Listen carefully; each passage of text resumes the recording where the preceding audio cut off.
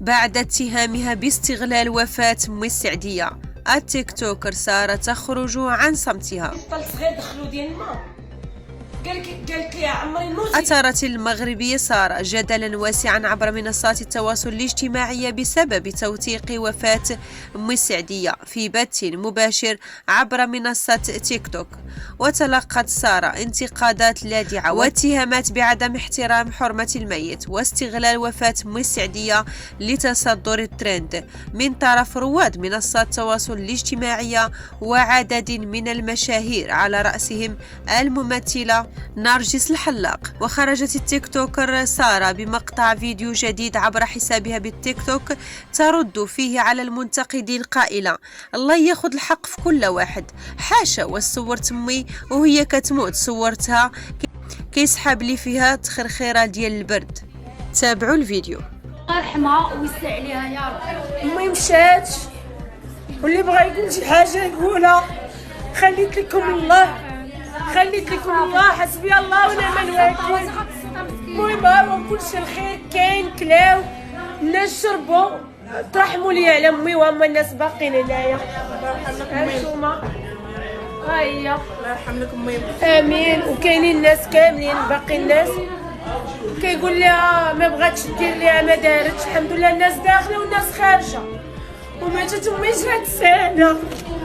والله ياخذ الحق في كل واحد، هذا غير موت واي دار غادي يدوزوا منها. أعاد تصوير جثمان تيك توكر المسنة أم السعدية على المباشر في موقع تيك توك مطالب التعجيل بحظر هذا التطبيق الذي أمعن في الإساءة إلى سمعة المغرب والمغاربة عن طريق تقاسم محتويات غير أخلاقية وسلوكيات مرضية بهدف حصد أموال المشاهدات.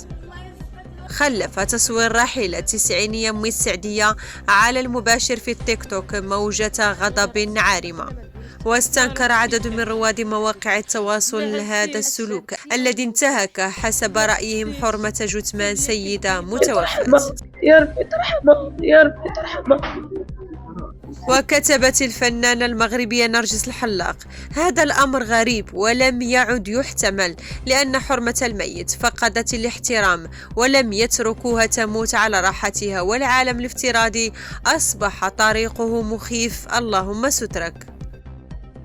وكتبت الإعلامية جيهان العبادي تدوينة طويلة تدين سلوك تصوير جثمان أم السعدية مما جاء فيها نقل موت أم السعدية على المباشر كارثة عظمى، جريمة في حق روحها. وأضافت: أصبح المحتوى الرقمي في محنة المعنى لدى المستخدمين. حاسبة فهمتي، هاد المرأة واخا دير لنفسه ما ردش على الخير ديالها، ما كاينش اللي بغا يدخلني، وهاد المرأة دارت فيا الخير. ويذكر أن أم السعدية كانت تعيش إلى جانب شابة تدعى سارة، وهي تيك توكر ظهرت في عدة فيديوهات تبكي رحيل الفقيدة. هي امرأة مطلقة ولديها 3 أطفال، قامت برعايتها والاهتمام بها حتى مماتها.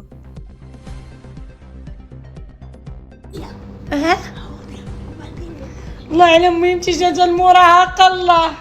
الله يعلم وين قالت لك ديري لي البوماده وديري لي الكحل. مشاهد ووقائع وأسماء غريبة لمغاربة في التيك توك: أفلاطون، سمكة، روتيني اليومي. وفتح الكاميرا على مشاهد جد سيئة جلبت لهم أموال عائدات المشاهدات، مرغت وجه اسم البلاد بدون ذنب في مستنقع الشوهة. لقد عرف تطبيق تيك توك خلال الشهور الأخيرة انحلالا أخلاقيا واسعا بعدما أصبح عبارة عن ملهى ليلي يباح فيه العري والإيحاءات غير اللائقة والرقص الماجن. تمكن تطبيق تيك توك من تحقيق انتشار كبير في المغرب بعد أن أزال الستار عن أشياء لطالما كانت من المحرمات والممنوعات داخل المجتمع. ولعل من الأسماء التي أثارت الجدل خلال الأشهر الماضية التيك توك المسمى أفلاطون، عندما كرمتها إحدى النقابات المغمورة مدعية أن التكريم كان بشراكة مع وزارة الثقافة. للحديث عن واقع ومستقبل تطبيق تيك توك في المغرب الذي جرى حظره في عدد من الدول المتقدمة.